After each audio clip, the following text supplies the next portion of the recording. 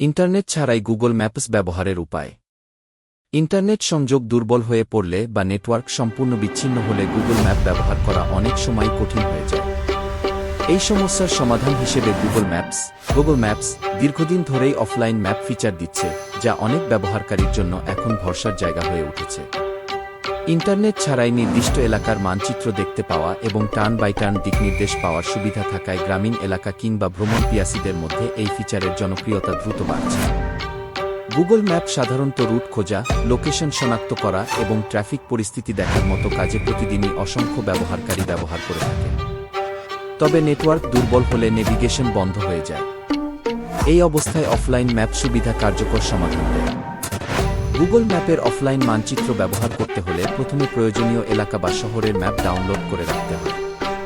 ব্যবহারকারী অ্যাপটি খুলে সার্চ বারে মনোনীত এলাকার নাম লিখে নিচে প্রদর্শিত ডাউনলোড অফলাইন ম্যাপস বা অফলাইন ম্যাপস অপশনে ক্লিক করলে মানচিত্রটি ফোনে সেভ হয়ে যায়।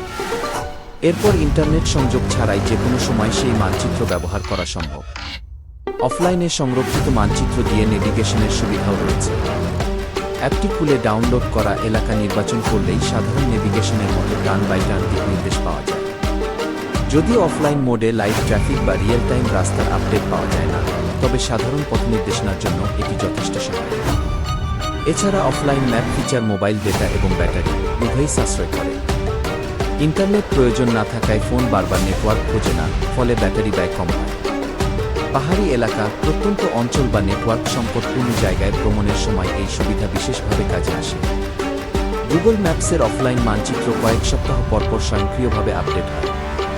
ব্যবহারকারীরা চাইলে আপডেট অফলাইন ম্যাপস অপশনের মাধ্যমে এটি ম্যানুয়ালি আপডেটও করতে পারেন।